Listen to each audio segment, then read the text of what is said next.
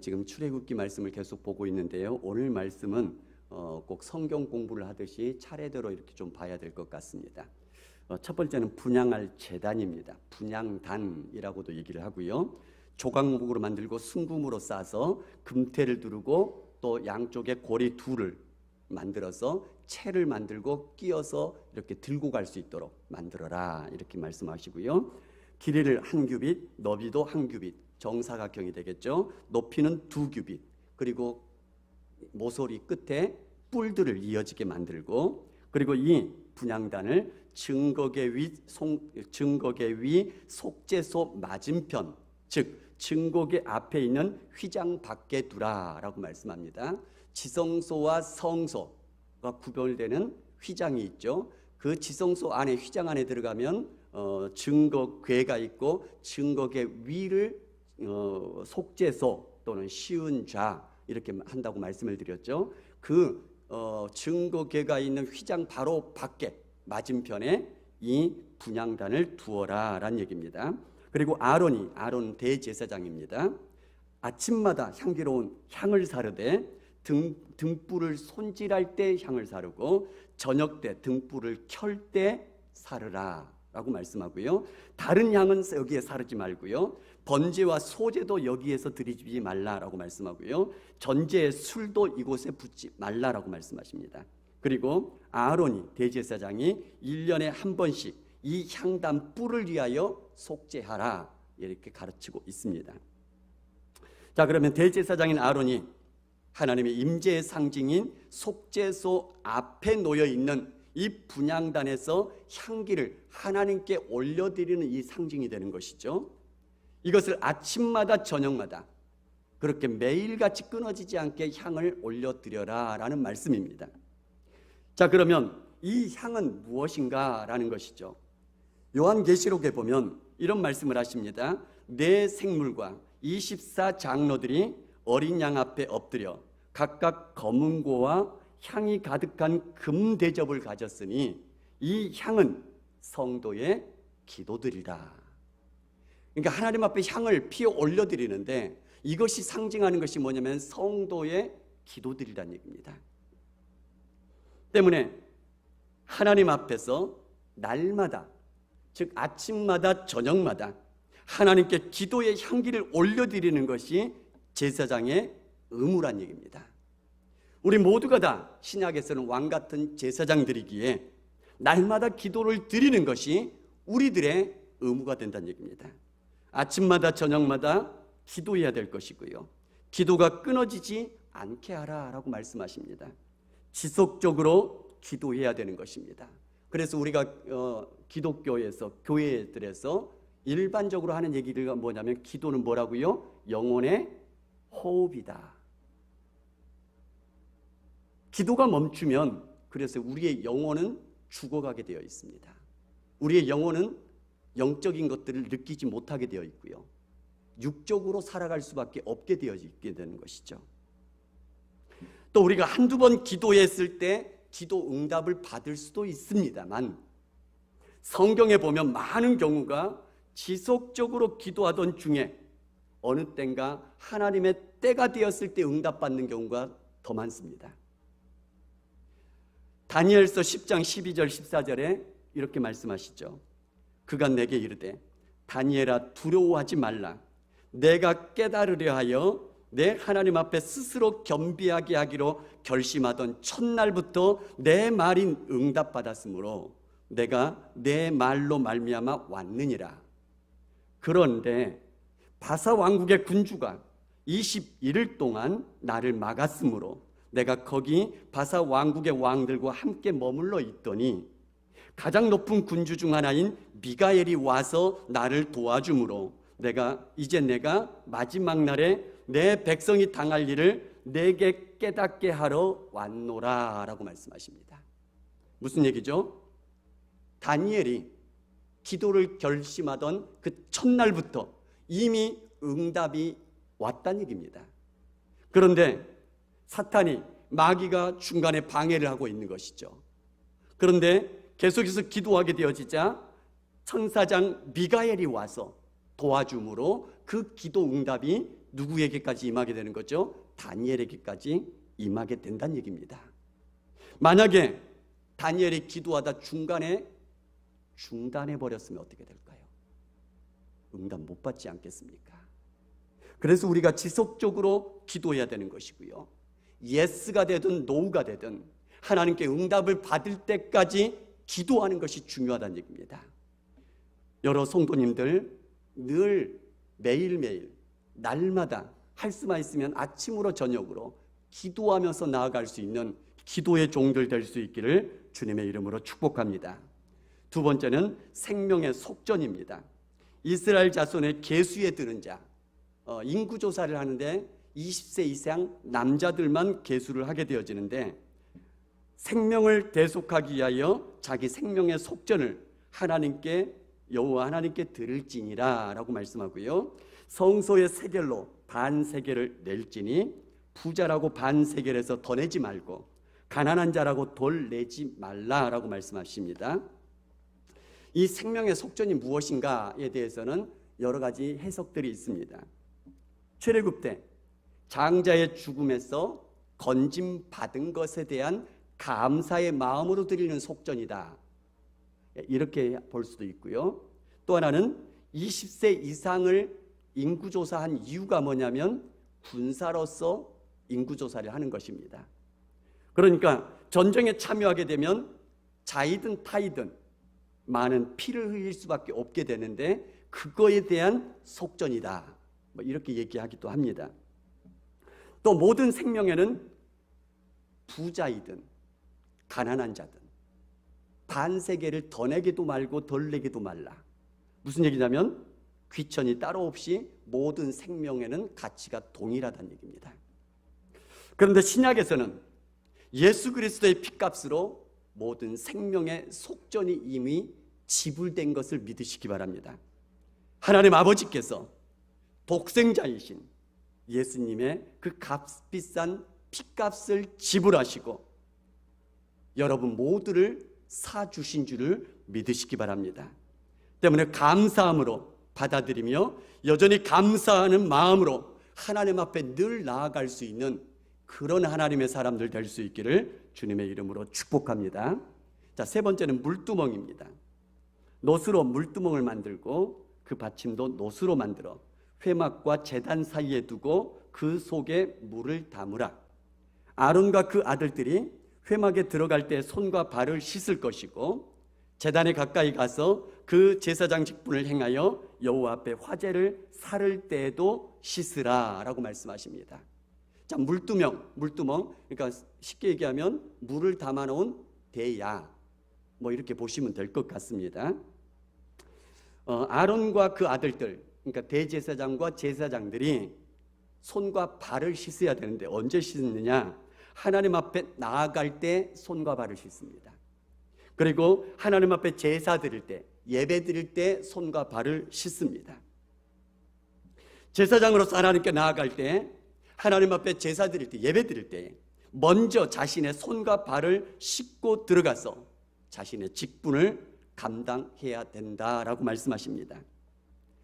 손과 발을 씻는 것은 죄를 깨끗하게 씻어 정결하게 한다는 의미가 담겨 있습니다. 우리가 하나님 앞에 나아갈 때 꼭 먼저 해야만 하는 것이 뭐냐면 제사장들이 물두멍에서 자신의 손과 발을 씻듯이 우리의 죄악들을 하나님 앞에 회개함으로 깨끗하게 정결하게 나아가야만 된다는 얘기입니다. 여기에는 우리가 두 가지로 좀 나눠서 생각을 해야 될 것이 있습니다. 우리는 예수 그리스도의 피로 이미 다 씻음을 받은 사람들이라고 얘기하지 않습니까? 그런데 첫 번째, 영원한 원죄는 예수님을 믿고 영접할 때 씻음 받고 깨끗함을 입은 것입니다. 그래서 우리가 영원한 원죄에 대해서 다시 한번 영접하고 회개한 사람은, 죽게 돌아온 사람은 다시 원죄에 대해서 회개할 필요가 없다라는 것이죠. 씻을 필요가 없는 것이죠.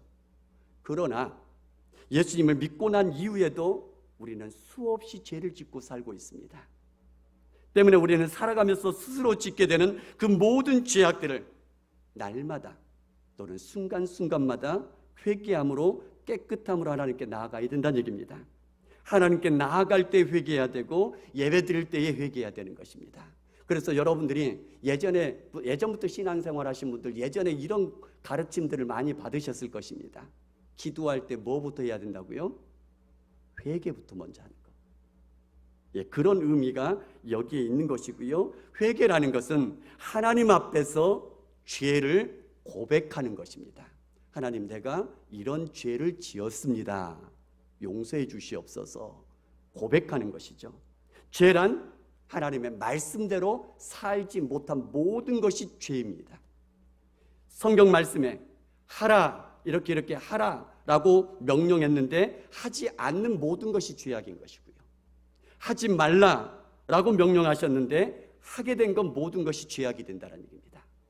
자, 그럼 보시기 바랍니다. 기도하라, 전도하라, 기뻐하라, 감사하라, 하라는 것들이 굉장히 많지 않습니까? 하지 못한 이 모든 것들이 하나님 앞에서 죄악이라는 얘기입니다. 하지 말라라고 말씀하셨는데 하고 있는 그 모든 것이 죄악이라는 얘기입니다. 때문에 이렇게 보게 되어지면 우리는 순간순간 죄악 투성이 속에서 살아가고 있는 우리 자신들을 볼 수밖에 없다는 얘기입니다. 우리는 손과 발로 지은 죄들, 행동으로 지은 죄들, 말로써 입술로 지은 죄들, 생각으로 마음으로 지은 죄들, 하나님 앞에 회개하지 않을 사람이 없다는 얘기입니다. 우리가 죄를 회개하지 않으면 어떤 일들이 벌어지냐면 자신도 모르는 사이에 이 죄악들이 먼지처럼 아무도 느끼지 못하도록 먼지처럼 조금씩 쌓여가게 될 것입니다. 그리고 점점 굳어가게 됩니다. 그리고는 무감각해져 가는 거죠. 무엇에요? 영적으로 무감각해져 갑니다. 애통해하며 마음 아파하며 눈물을 흘리며 회개하는 그 회개가 점점 사라지게 됩니다. 그런데 정작 자신은 모릅니다. 자신은 잘하고 있다고 생각하죠. 네, 하나님 앞에서는 무감각하게 되어버린다는 얘기죠. 예전에도 여러 번 말씀을 같이 나눴지만 한국 교회에 찬송하고 찬양하는 것을 한번 보시기 바랍니다. 예전에는요, 회개하며 눈물을 흘리며 찬양하는 그 복음성과 CCM 이 찬양들이 많이 있었습니다. 요즘에 모든 찬양들 한번 봐보시기 바랍니다. 하나님을 찬양합니다. 하나님 앞에서 기뻐합니다. 하나님 앞에서 즐거워합니다. 이런 찬양이 주가 되어지고요. 하나님 앞에 내 죄를 지며 회개하며 내 가슴을 찢으며 회개하는 이 가사가 있는 찬양은 없어져 버렸습니다. 잘 안 합니다. 굳어져 가고 있는 거죠. 우리 모두가 다 다른 사람 상관없습니다. 다른 사람 돌아보지 마시고요. 늘 하나님 앞에서 우리 자신들을 돌아보면서 그날 우리 자신들의 모든 것들을 회개하며 나아갈 수 있는 그런 정결하게 나아갈 수 있는 하나님의 사람들 될 수 있기를 주님의 이름으로 축복합니다. 마지막으로 거룩한 관유입니다. 관유를 만들 때 재료들 그리고 각각의 비율들도 알려주십니다. 상등 향품을 가지되 액체 모략 500세겔 하면서 쭉 말씀하시고요. 감람기름 한 흰을 가지고 그것으로 거룩한 관유를 만들 때 향을 제주하는 법대로 향기름을 만들지라 라고 말씀하십니다. 그리고 그 거룩한 관유를 회막과 증거계에 바르고 상과 그 모든 기구에 바르고, 그러니까 성막에 있는 모든 그 기구들에 발라서 그 기구들이 거룩하게 하라 라고 말씀하십니다. 그리고 그 거룩한 관유를 아론과 그 아들들에게 발라서 제사장들에게 발라서 거룩하게 직분을 감당하게 하라라고 말씀하십니다. 그리고 그 거룩한 관유를 일반 사람들의 몸에는 붓지 말라라고 얘기를 하고요. 이 거룩한 관유를 만드는 이 법대로 사사로이 개인적으로 만들어 사용하지 말라라고 말씀하십니다. 그런데 이 관유가 부어지는 발라지는 그 모든 것들이 거룩하게 되고요. 그것에 닿는 것들도 다 거룩하게 되어진다라고 말씀하십니다. 그러면 무엇이 거룩하게 만드느냐라는 것입니다. 이 상등, 향품들, 그것들에게서 어떤 기적 같은 힘이 나와서 거룩하게 만드는 거 아니란 얘기입니다. 하나님의 명령하신 말씀대로 순종할 때에 순종하는 그 믿음을 보시고 하나님께서 그 거룩한 능력이 나와서 거룩하게 만들어 주신다는 얘기입니다. 앞에 있는 분향단도 마찬가지고 향도 마찬가지고 관유도 마찬가지고 다 마찬가지입니다. 분향단에서 다른 양을 사르지 말라라고 말씀하셨고, 거기도 불이 있기 때문에요, 번제와 소제 이곳에서 사르지 말라라고 얘기를 하고 있고요, 이곳에 전제의 술을 붓지 말라라고 말씀하고 있습니다. 그대로 순종하라는 얘기죠.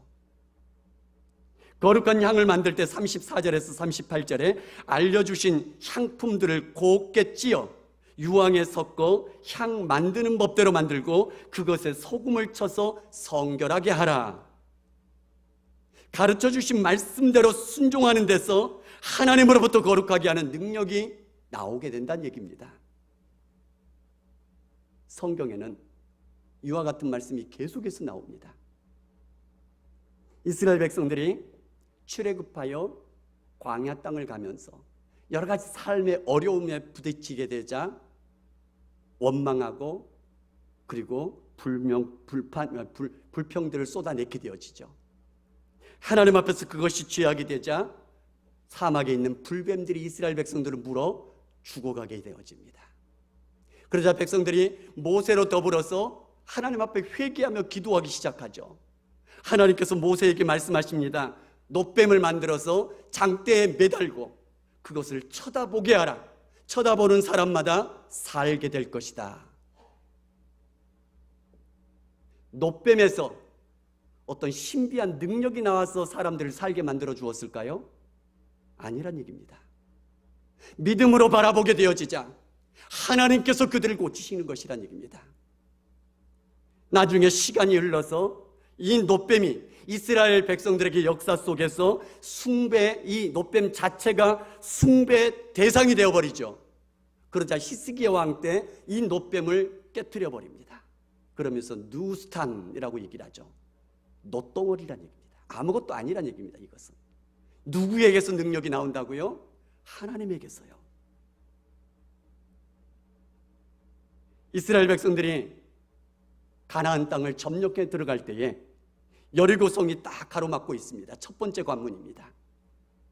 하나님 말씀하십니다. 하루에 한 번씩 7일 동안 돌아라. 그리고 7일째 되는 날은 7바퀴 돌고 나팔을 불면서 소리를 질러라. 이스라엘 백성들이 그렇게 순종했을 때에 그 든든한 여리고성이 무너져 내렸습니다. 7바퀴 도는 데서 어떤 신비한 힘이 나온 것이 아니란 얘기입니다. 나팔과 사람들의 함성 소리 속에 어떤 신비한 힘이 나온 것이 아니란 얘기입니다. 하나님 앞에 말도 되지 않지만 말씀대로 순종하며 나아갈 때에 하나님께서 능력으로 그 일들을 이루어 주신 것을 믿으시기 바랍니다. 기드온이 미디안의 침략을 받아서 어려운 가운데서도 밀을 포도주 틀에 탈고 있을 때에 여호와의 사자가 와서 큰 용사여 하면서 사명을 주는 그 장면들이 나옵니다. 그러자 기드온이 여호와의 사자에게 제사를 드리겠다고 하면서 염소 새끼 잡은 것, 무교병 그리고 국을 가지고 나오죠. 여호와의 사자가 말씀하십니다. 바위 위에 넣고 그것에 국을 부어라. 그리고 사사기 6장 21절에 보면 이렇게 말씀하십니다. 여호와의 사자가 손에 잡은 지팡이 끝을 내밀어 고기와 무교병에 대니 불이 바위에서 나와서 고기와 무교병을 살랐더라. 바위는 무엇을 의미하죠? 반석 대신 우리 주님을 의미한다는 얘기입니다. 불이 어디서 나온다고요? 반석에서 나와서 사른다는 얘기입니다. 하나님께로부터 나와서 사르게 된 것이라는 얘기입니다. 우리는 하나님의 말씀대로 순종할 때에 어떤 무언가 거기 순종하는 그 자체에서 뭔가 나오는 것이 아니고요. 믿음으로 하나님을 바라보면서 순종할 때에 하나님께서 믿음을 보시고 하나님께서 능력으로, 하나님께서 거룩함으로 역사해 주시는 것을 믿으시기 바랍니다. 우리 인간들은 말씀이 우리에게 올 때에, 그리고 세상의 여러 가지 장벽들이 같이 부딪힐 때에 끊임없이 변명거리를 찾게 되어지죠. 합리화시킬 거리를 찾게 되어집니다. 그러나 그렇게 하는 것이 아니라 하나님의 말씀대로 믿음을 가지고 순종할 때에 하나님께서 그 믿음 보시고 능력으로, 기적으로, 은혜로 역사해 주실 줄 믿습니다. 우리 모두가 다 믿음으로 순종하며 나아감으로 하나님의 은혜 가운데 늘 승리할 수 있기를 주님의 이름으로 축복합니다.